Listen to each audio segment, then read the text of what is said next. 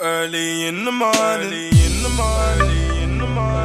What's going on, the people them? It's your boy Cam Topical Juice, and we are back with the next episode of Love Island. Apologies for the late upload. I was busy last night and didn't get a chance to basically watch it until this morning. So yeah, I'm kind of tired, but let's get straight into this video, man. I think we saw a lot more from Zara and Olivia in this episode again. Them two were just, God damn it. Them two, man. Listen, I don't care what no one says. I was bang on about both of them, to be honest. I was bang on about both of them. I mean, we all saw through Olivia, but I knew what Zara was doing with some of the things she says. And she did, and factually, by the way, she did lean in for the kiss first. By the way, that was a fact. She leaned in for she did lean into for the kiss first with Tom. I rewatched it to prove that. But either way, yeah, I really hope them lot just squash their little petty beef, because this episode was just grinding on my gears, man. So anyway, like the video for me, hit the bell to be notified for me, press that subscribe button for me. Let's get to 40k, man. We're nearly there, guys. We're nearly there. Maybe like 400, 500, something like that. Nearly there. We're nearly there. I'm bored of seeing that damn 3. I'm bored of it. I need to see the 4 at least, and then the 5. You know what I'm saying? So yeah, let's get straight into this video. Now, Ron and Lana speak, and he basically wants to say sorry for the whole Tanyel Kiki and situation, and yeah, fair enough. And Ron's talking about, oh yeah, Tanyel's a nightmare and all this stuff. Ron, I like Ron. Ron's a good guy, innit? I think he was a bit off form in this episode, to be honest. I think like he kind of got involved in things that he didn't really need to get involved in. He basically says, you know what, I know what's good for me, and that's you, Lana. Alright? Smooth with the words, cool. Kai and Tanyel speak, and they're basically resuming where they left off. Even though I thought him and Anime get on better, I think I might have been wrong on that one. I personally can't see Tanyel and Kai working for the long term. I think they're too different, but they do have that attraction to each other. It is a pure attraction and an interest there and a lust there as well. So yeah, we'll see. Maybe I was wrong about them two. Maybe they could become a couple. I don't know. Kai's a bit flip-floppy. I don't think he knows really what's going on.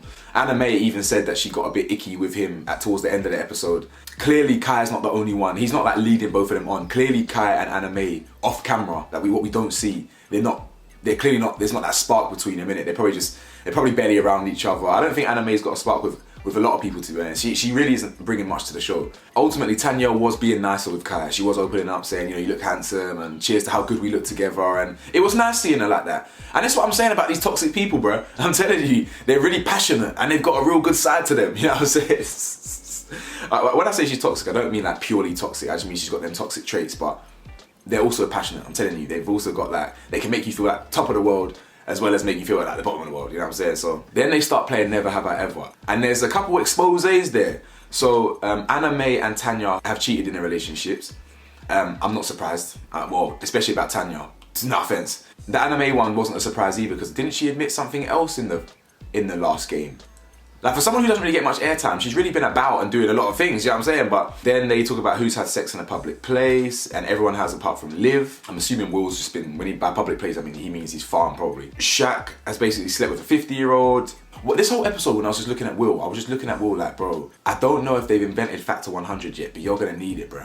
Man was looking like a big red tomato. Then the girls start talking about name-dropping dons. Like me, I'm not one of them people that do all this clout thing, innit? Like, you'll never know if I've slept with a celebrity or whatever, or someone who's in the public eye or whatever, because I don't, well, because like, listen, I'm Cam at the end of the day, like, shit's normal, you feel me? Like, I don't need to talk about that shit, yeah. But like, that's why I find it a bit embarrassing when they start name dropping people that they've been doing stuff with or done stuff with. Like Zara basically name dropped Usain Bolt. You know, Love Island's a very big popular show. Like, you know, when you name drop Usain Bolt and you name drop notes, like it's most likely gonna get back to them. You know what I'm saying? I just think just leave it at yeah, it was a famous rapper, or leave it at it was a very famous athlete, ran 100 meters or something. You know what I'm saying? Like, you don't even have to name drop. You can just say it was a famous athlete, ran 100 meters. You get me? I don't really like all that. But they try kind of making the game a bit spicy by saying, you know, drink if you want to be in a different couple, and then they have to explain themselves. I think Kai drank, and a few others like Will, obviously, and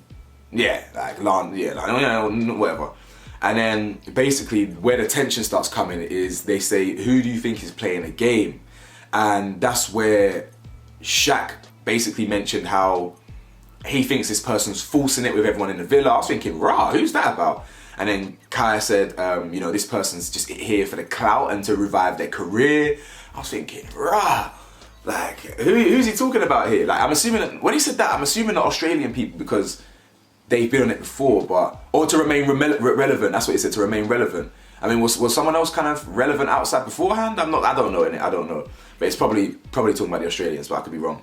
And then Olivia obviously thinks Zara's here for like the clout and to play a game. Lana and Ron speak again, and Ron gets a little bit insecure about her ex-boyfriend. Now, I ain't got a damn clue who her ex-boyfriend is at all. So Olivia and the newbie speak. I'll be honest with you, I ain't got a damn clue what her name. Oh, Jesse, that's it. What's his name though? I don't know I don't know what the new boy's name is, honestly. But Jesse and Olivia talk, and they're just bitching about Tom a little bit, saying, you know, is there still something there? And she's like, no, not really bitching, but whatever. And then he offers to get them a tea or some shit. And it's just Olivia, yeah, I think it was Chicane TV, yeah, they were making me crease when they identified how Olivia speaks. And she speaks so like, she goes, yes, she goes, I think she's playing a game. And, you know, when she was talking to Tom, she goes, you know, I'm a big girl, I can handle myself.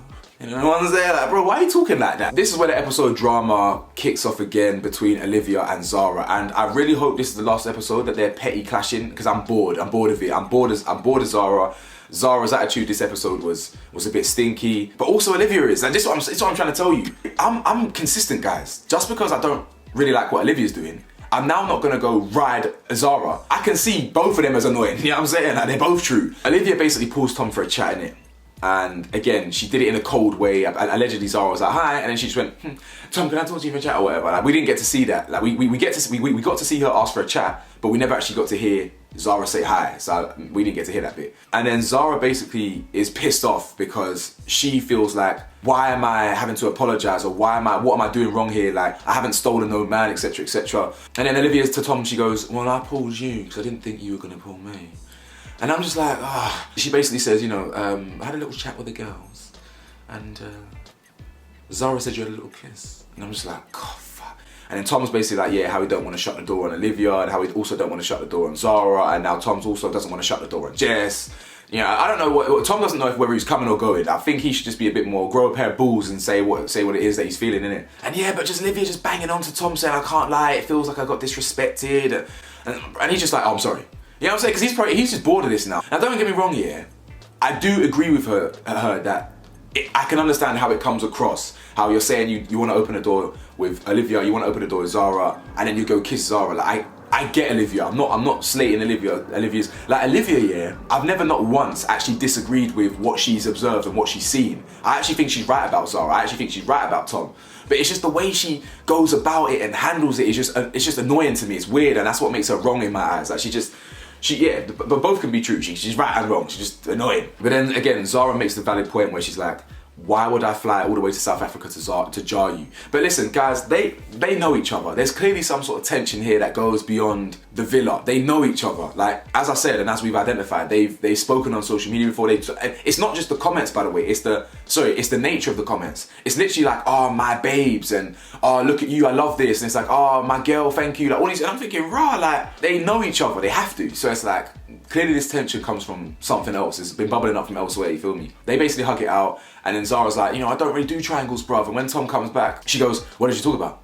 You know, this, as much as I can slate people, I can really empathize with them as well, you understand? Like, I really am a very fair and balanced individual. Like, I'm not gonna cuss her out for this. I do think she got a bit snappy and I didn't like it, but I understand that she's frustrated, you feel me? She's frustrated because she feels that her and Tom have a connection. Olivia's got this unspoken energy towards her. But at the same time, Zara, you are particular with your words, and you do say things that like get under her skin. You did it. I mean, she did it again the morning after in this episode. She goes, "Yeah, Tom knows how to make me feel better. Let's just say that." Like, you know what I'm saying? But again, she's in her right. She's well within her rights to say that. But she knows what she's doing when she says these things. Like, it's just a fact. She does. So apologies. Actually, before Zara had a conversation with Tom, Zara actually had an argument with Olivia, because she actually says to Olivia, "What did you talk about?" And she goes, well, it's private. It's private. It's between us. And she goes, well, everything gets out eventually, Liv. You know, I'm open here. Let's be open. You know, let's talk about it. And she goes, well, I don't really want to talk about it. It's private. And yeah, again, as I said, I'm just bored of this pettiness. I'm not even going to go into this too much now. I'm bored of this, honestly. But what annoyed me here is Ron had to chime in. And again, Lana had to chime in as well. And it's like, shut up, innit? Do you know what I'm saying? Shut up. Like, what? So Ron's talking about, you know, if you're in the villa, just get on. And what else did he say?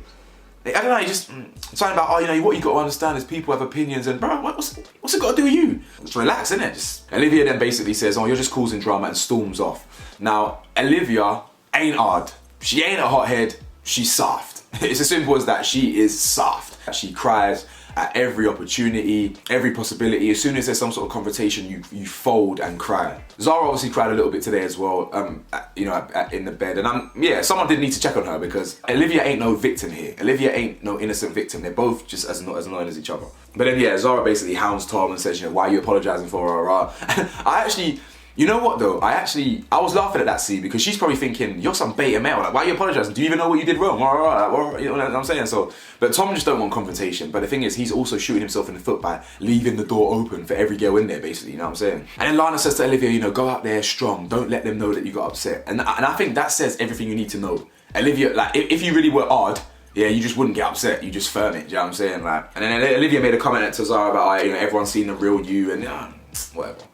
The next day comes around, Tom's talking about how, I didn't really like that. And I agree, if they're going to be doing all this catty petty stuff, then I'm miss me with it still. Zara talks about how they feel like they've known each other a long time and knows what to do to make him good, like make her feel good, let's just say that, trying to piss Olivia off, as I said a minute ago. And then basically Kai says that him and Anime don't have no spark. But he says he doesn't really want to be a player because he's jumping between the two. And I think what's going to happen is, I think Tanya and Kai are obviously going to probably explore their situation. Lana and Ron will just remain a couple. And I think Anime, I don't know, who's left? I'm not too sure. So Olivia and Zara speak, they sweep it under the carpet. Olivia says, despite all that, I still think you're a good girl. And Zara's like, I appreciate that. They cuddle it out and squash it. Please be the end. So then the newbies have to go on a date. The newbies are called Jess and I can't remember what that boy's called. So I feel like Will, I think it was Nicole that said this. Will really unintentionally friend zones himself. And to me, he comes across as gay, innit? Nah, no offense, so I think sometimes he's quite eccentric and quite camp. But I do believe he can make a lot of women happy out there. And I just feel like he does friend zone himself a little bit. But apparently it's working with Jessie, so we'll see. I do think Jessie's naturally going to be more attracted to Tom. But the fact that these are country bumpkins and they got a little familiarity there, we'll see. You know what I'm saying? I'd be happy for Will. I like Will, innit? I've said I like Will from the jump. Sometimes he runs his mouth a lot. Sometimes just maybe let her speak and stuff. Sometimes he gets a bit excited. He's like a kid in a canteen. No, not a kid in a canteen stuff. He's just a bit excitable, isn't it? The new boy says to Olivia that he thinks that he doesn't really like Harris that much because of the body language. And I agree body language wise. But maybe the fact that she says that she was thinking about Harris to the girls, that might really suggest that Olivia's body language doesn't tell the whole truth. I believe body language tells the whole truth in humans, innit? Because it's subconscious, it's unintentional. You're not consciously thinking about what your body's doing, and it gives away signs. And her body language does show that she's not as affectionate or. But maybe that's just her. The fact that she did say that she was missing Harris and she was thinking about Harris and a date and maybe she is just a slow burner. So I don't know. But while the date was going on, the other two couples were just watching the dates as well. So when Will was on a date, Tom was watching with Lana, and when the others, Will was watching with Olivia, and they were making a few jokes there. But basically, Olivia made a point about how as much as she loves Ron, she wants Lana to get out there and not be shut away from other people and stuff. But at the end of the day, I think Ron and Lana are the ones that will win the show, or at least go to the final together. Anime tells Tanya that she's getting a bit of an ick from Kai. That obviously goes to show that there's not really much of a connection there. Clearly they're both too boring for each other. But there's no one really else in there like for her at the moment. So I'm not too sure what she's gonna do. She could easily be the next one to go, but yeah, I'm unsure. Yeah, as I said, the feedback, Olivia wants Harris more, Lana was thinking about Ron, Jessie and Will they were going well. And that's pretty much the end of the episode, guys. The episode was okay, it wasn't bad. It was quite dramatic. I just think I'm bored of this whole Zara and Olivia shtick. You know what I'm saying? I need that we need to rubbish that still. But yeah, let me know your thoughts, guys, on the video, and I'll see you lot tonight for the next episode.